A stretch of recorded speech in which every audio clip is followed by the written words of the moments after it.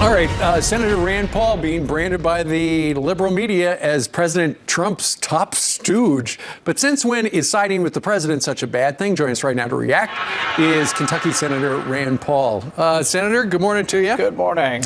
So New York Magazine says that you're Trump's most loyal stooge because while other members of your party have some opposition to Mr. Trump, you seem to want to actually try to advance his agenda.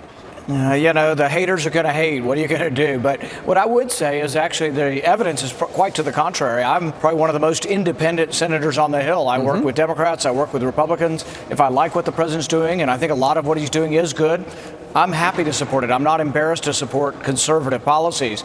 But I was also the only Republican that voted against a budget that would have added $9 trillion in new debt. So I'm hardly someone who's afraid to tout the party line. Well, it was probably just clickbait. They put it up there and we clicked on it and you just answered it. Thank you, sir. Meanwhile, you were with us about 10 days ago to talk about your Senate Bill 222, which is the Obamacare Replacement Act. What's the status on that right now? I think it's gaining momentum. The House Freedom Caucus, which is 40 of the most conservative congressmen, have endorsed it, and that's a big deal. And they've introduced a version of that.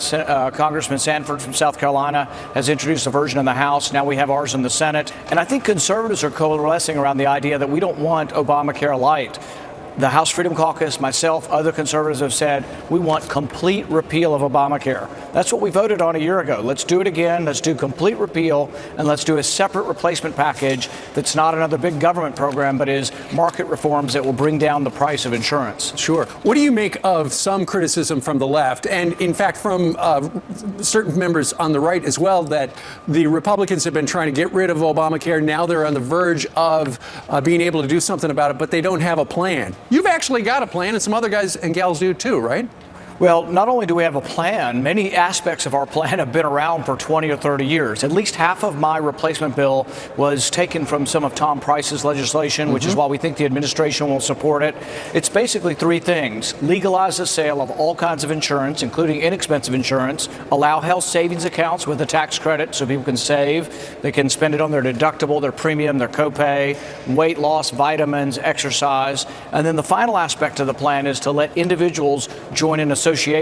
What really worries people, whether you're a Republican, Democrat, conservative, or liberal, is that someone in your family will get sick and that the insurance company will drop you or raise your rates.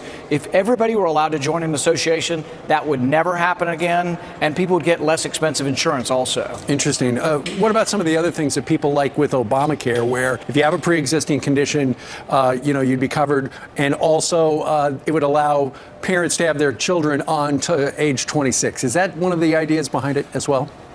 On the age 26, that would probably either stay or go under the repeal aspect, not the replacement aspect. I suspect that's probably going to stay. On the pre-existing condition, if you let people buy insurance after they become sick, if they won't buy it when they're healthy and then they buy it when they're sick, that is a death spiral that Obamacare is in now. We let people sign up for 2 years, and during that 2-year period, sick people will be able to sign up, but then you have to keep insurance because we can't have people going in and out of the market, because that really leads to an untenable business model. All right, well, let's see what happens in the Senate. Senator Rand Paul, thank you very much for joining us today. Thank you.